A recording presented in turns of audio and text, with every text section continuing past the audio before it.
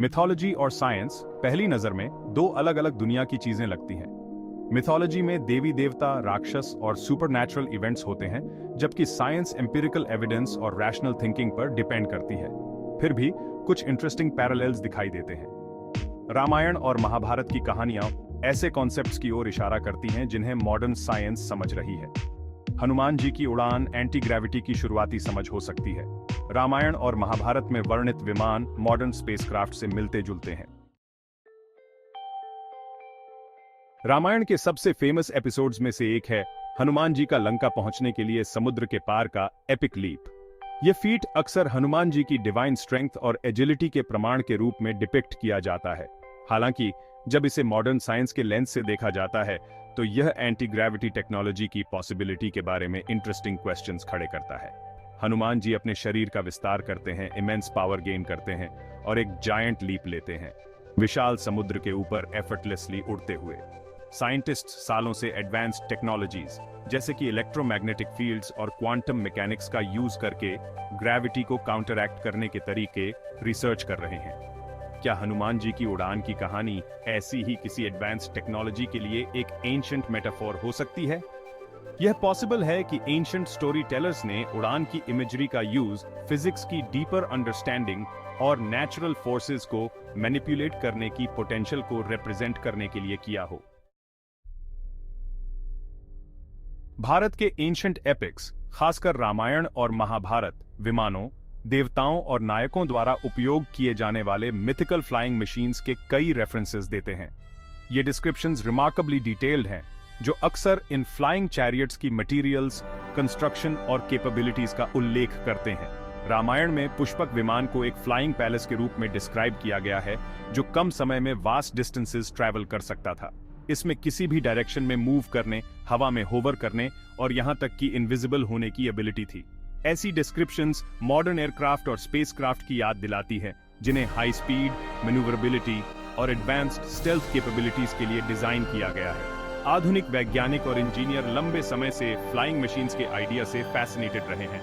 क्या विमानों का डिटेल्ड डिस्क्रिप्शंस सिर्फ फैंसीफुल इमेजिनेशन से ज्यादा कुछ हो सकता है? कुछ रिसर्चर्स स्पेकुलेट करते हैं कि वे एक्चुअल एंशिएंट टेक्नोलॉजीज पर आधारित हो सकते हैं, जो समय के साथ लॉस्ट हो गई हैं। विमान वास्तविक थे या नहीं, वे स्काइज को कॉन्कर करने और कॉस्मोस को एक्सप्लोर करने की ह्यूमैनिटी की एंड्यूरिंग डिजायर के पावरफुल सिंबल के रूप में काम करते हैं। हिंदू मिथोलॉजी में देवताओं के राजा इंद्र वज्र नामक एक पावरफुल वेपन विल्ड करते हैं। इस वेपन को एक थंडरबोल्ट के रूप में डिस्क्राइब किया गया है, जो इमेंस एनर्जी अनलीश करने और अपने पाथ में आने वाली किसी भी चीज को डिस्ट्रॉय करने में केपेबल है। वज्र के डिपिक्शन ने कुछ लोगों को मॉडर्न एनर्जी वेपन्स जैसे कि लेजर्स और डायरेक्टेड एनर्जी सिस्टम्स के साथ पैरेलल्स ड्रॉ करने के लिए प्रेरित किया है। एनर्जी जनरेट और रिलीज करने की इसकी क्षमता मॉडर्न टेक्नोलॉजीज की याद दिलाती है। रामायण की सबसे कैप्टिवेटिंग स्टोरीज में से एक संजीवनी बूटी की है, एक मिस्टिकल हर्ब जिसमें मृतकों को रिवाइव करने या घातक वाउंड्स को हील करने की शक्ति है। यह कहानी, जहां हनुमान लक्ष्मण के प्राण बचाने के लिए जड़ी लाते हैं, मेडिकल साइंस में मॉडर्न कॉन्सेप्ट्स, खासकर फार्माकोलॉजी और रिजेनरेटिव मेडिसिन के क्षेत्र में रेजोनेट करती है। आज साइंटिस्ट्स विभिन्न नेचुरल कंपाउंड्स को एक्सप्लोर कर रहे हैं और फार्मास्यूटिकल्स डेवलप कर रहे हैं जो बीमारियों का इलाज कर सकते हैं, टिश्यूज रिजेनरेट कर सकते हैं और संभावित रूप से ह्यूमन लाइफ को एक्सटेंड भी कर सकते हैं। उदाहरण के लिए स्टेम सेल थेरेपी में डैमेज टिश्यूज और ऑर्गन्स को रिजेनरेट करने का शरीर के हिस्सों को इफेक्टिवली रिवाइव करने का प्रॉमिस है। क्या संजीवनी बूटी की कथा मेडिसिनल प्लांट्स और उनके हीलिंग प्रॉपर्टीज के एंशिएंट नॉलेज में रूटेड हो सकती है? यह पॉसिबल है कि कहानी हर्बल मेडिसिन की डीप अंडरस्टैंडिंग को रिफ्लेक्ट करती है, जो कई कल्चर्स में ट्रेडिशनल हीलिंग प्रैक्टिसेस की कॉर्नरस्टोन रही है, जबकि संजीवनी बूटी की एग्जैक्ट नेचर एक रहस्य बनी हुई है। इसका मिथोलॉजिकल सिग्निफिकेंस मेडिकल नॉलेज और हील करने की क्षमता के लिए टाइमलेस ह्यूमन परस्यूट को अंडरस्कोर करता है। पाशुपतास्त्र महाभारत में वर्णित एक और पावरफुल वेपन है, जिसका श्रेय भगवान शिव को जाता है। इसे इमेंस डिस्ट्रक्शन के रूप में डिस्क्राइब किया गया है, जिसमें पूरी आर्मीज को अनाइलेट करने और लैंडस्केप्स को डेवास्टेट करने की शक्ति है। इस वेपन का डिस्क्रिप्शन मॉडर्न न्यूक्लियर वेपन्स की डिस्ट्रक्टिव कैपेबिलिटीज से एक अजीब सा रिजेम्बलेंस रखता है, जो बड़े पैमाने पर कैटास्ट्रॉफिक एनर्जी और डिस्ट्रक्शन अनलीश कर सकते हैं। महाभारत में पाशुपतास्त्र को इतना पोटेंट कहा जाता है कि इसका उपयोग केवल लास्ट रिजॉर्ट के रूप में किया जा सकता है, जो आज न्यूक्लियर वेपन्स के उपयोग को गवर्न करने वाले उन्हीं कॉशनरी प्रिंसिपल्स को रिफ्लेक्ट करता है। क्या पाशुपतास्त्र ऐसी पावरफुल टेक्नोलॉजीज के लिए एक एंशिएंट एलिगोरी हो सकता है? जबकि यह अनलाइकली है कि एंशिएंट सिविलाइजेशंस के पास न्यूक्लियर वेपन्स थे, कहानी अल्टीमेट डिस्ट्रक्टिव पावर की समझ और रिस्पॉन्सिबल यूज के महत्व का सिंबलाइज हो सकती है। पाशुपतास्त्र और न्यूक्लियर वेपन्स के बीच पैरेलल्स इमेंस पावर विल्डिंग करने के मॉरल इम्प्लीकेशन से जूझ रही ह्यूमैनिटी के रिकरिंग थीम को हाईलाइट करते हैं। नारद मुनि, एक अरशी और देवताओं के दूत, हिंदू मिथोलॉजी में इंस्टेंटली ट्रैवल और वास्ट डिस्टेंसेस तक कम्युनिकेट करने के लिए रिनाउंड हैं। यह मॉडर्न टेलीकम्युनिकेशन टेक्नोलॉजीज के साथ एक फैसिनेटिंग पैरेलल है, जो फोन्स, इंटरनेट और सैटेलाइट्स के माध्यम से इंस्टेंट कम्युनिकेशन इनेबल करती है। एंशिएंट टेक्स्ट्स में नारद मुनि को एक डिवाइन फिगर के रूप में डिपिक्ट किया गया है, जो अलग अलग रेल्म्स को ट्रैवर्स कर सकते हैं और इनक्रेडिबल स्पीड के साथ मैसेजेस डिलीवर कर सकते हैं। यह कैपेबिलिटी टेलीकम्युनिकेशंस के मॉडर्न इंफ्रास्ट्रक्चर को मिरर करती है। ब्रह्मास्त्र, जिसे अक्सर हिंदू मिथोलॉजी में अल्टीमेट वेपन कहा जाता है, को अनपैरेलल्ड डिस्ट्रक्टिव पावर रखने वाला बताया गया है। कहा जाता है कि यह पूरे रीजन्स को एनाइलेट करने में केपेबल है और इसका उपयोग अशुभ संकेतों जैसे भूकंप, तूफान और सभी जीवन के विदरिंग के साथ होता है। यह डिपिक्शन मॉडर्न न्यूक्लियर वेपन्स के साथ एक क्लियर पैरेलल बनाता है, जो व्यापक तबाही और दीर्घकालिक एनवायरमेंटल डैमेज का कारण बन सकता है। महाभारत में ब्रह्मास्त्र को लास्ट रिजॉर्ट के हथियार के रूप में डिपिक्ट किया गया है, जिसका उपयोग केवल तभी किया जाना है जब अन्य सभी साधन विफल हो गए हों। क्या ब्रह्मास्त्र अल्टीमेट डिस्ट्रक्टिव पावर के लिए एक एंशिएंट एलिगोरी हो सकता है, जो आज न्यूक्लियर वेपन्स की हमारी समझ के साथ रेजोनेट करता है? समानताएं स्ट्राइकिंग हैं। ये सुझाव देती हैं कि एंशिएंट स्टोरी टेलर्स ने सिविलाइजेशंस को समाप्त करने की शक्ति वाले हथियार के आइडिया को कंसेप्चुअलाइज किया होगा, जबकि न्यूक्लियर वेपन्स के पीछे की टेक्नोलॉजी मॉडर्न साइंस का एक प्रोडक्ट है। उनके उपयोग के आसपास के एथिकल और मॉरल कंसिडरेशंस ब्रह्मास्त्र की कहानी में रिफ्लेक्टेड टाइमलेस थीम्स हैं।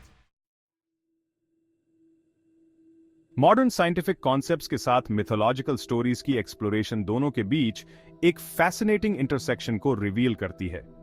जबकि मिथ्स को अक्सर फैंटेसी की कहानियों के रूप में देखा जाता है, एक डीपर एनालिसिस से पता चलता है कि वे नेचुरल फिनोमेना और टेक्नोलॉजिकल पॉसिबिलिटीज में प्रोफाउंड इनसाइट्स एनकोड कर सकते हैं। इस ऐसे में डिस्कस्ड हनुमान की उड़ान, विमान, इंद्र का वज्र और अन्य मिथोलॉजिकल एलिमेंट्स की कहानियां एडवांस्ड साइंटिफिक प्रिंसिपल्स की समझ को रिफ्लेक्ट करने के लिए एंशिएंट नैरेटिव्स की क्षमता को हाईलाइट करती है। ये किस्से, जबकि सिंबलिज्म और एलिगोरी में डूबे हुए हैं, मॉडर्न टेक्नोलॉजी और साइंटिफिक डिस्कवरी के विषयों के साथ रेजोनेट करते हैं। यह आइडिया कि एंशिएंट मिथ्स में एनकोडेड नॉलेज हो सकता है, नया नहीं है। चाहे ये कहानियां एक्चुअल एंशिएंट टेक्नोलॉजी से इंस्पायर्ड हों या भविष्य की एडवांसमेंट्स के इमेजिनेटिव प्रेडिक्शंस के रूप में काम करती हों, वे आइडियाज की एक समृद्ध टेपेस्ट्री प्रदान करती हैं, जो हमें इंस्पायर और इंट्रीग करना जारी रखती है। मिथोलॉजी और साइंस के बीच कनेक्शंस को एग्जामिन करके हम अपने पूर्वजों की इंटेलेक्चुअल और क्रिएटिव अचीवमेंट्स की डीपर एप्रिसिएशन प्राप्त कर सकते हैं। एंशिएंट मिथोलॉजी और मॉडर्न साइंस के बीच पैरेलल सजेस्ट करते हैं कि हमारे पूर्वजों के पास दुनिया की एक सोफिस्टिकेटेड समझ रही होगी, हालांकि सिंबॉलिक और मेटाफोरिकल लैंग्वेज के माध्यम से व्यक्त की गई है। रामायण और महाभारत की कहानियां अपने डिटेल्ड डिस्क्रिप्शंस और इमेजिनेटिव कॉन्सेप्ट्स के साथ प्रोटो साइंस का एक रूप इंगित करती हैं। कथा के माध्यम से प्राकृतिक दुनिया की खोज और व्याख्या करने का एक तरीका। इन एंशिएंट टेक्स्ट में फ्लाइंग मशीन्स, एनर्जी वेपन्स और एडवांस्ड मेडिकल नॉलेज का डिपिक्शन समकालीन वैज्ञानिक प्रगति के साथ एक रिमार्केबल अलाइनमेंट दिखाता है। यह अलाइनमेंट इन मिथ्स के सोर्सेज और इस पॉसिबिलिटी के बारे में इंट्रीगिंग क्वेश्चंस उठाता है कि क्या वे वास्तविक ऑब्जर्वेशंस या नॉलेज से प्रेरित थे जो अब लॉस्ट हो गए हैं। साइंस के लेंस के माध्यम से मिथोलॉजी का अध्ययन भी दोनों क्षेत्रों की हमारी समझ को एनरिच कर सकता है। साइंटिस्ट के लिए यह एक क्रिएटिव पर्सपेक्टिव प्रदान करता है, जो नए आइडियाज और इनोवेशंस को इंस्पायर कर सकता है। मिथोलॉजी में रुचि रखने वालों के लिए यह इन एंशिएंट स्टोरीज में एम्बेडेड इंटेलेक्चुअल डेप्थ और फोरसाइट की डीपर अप्रिशिएशन प्रदान करता है।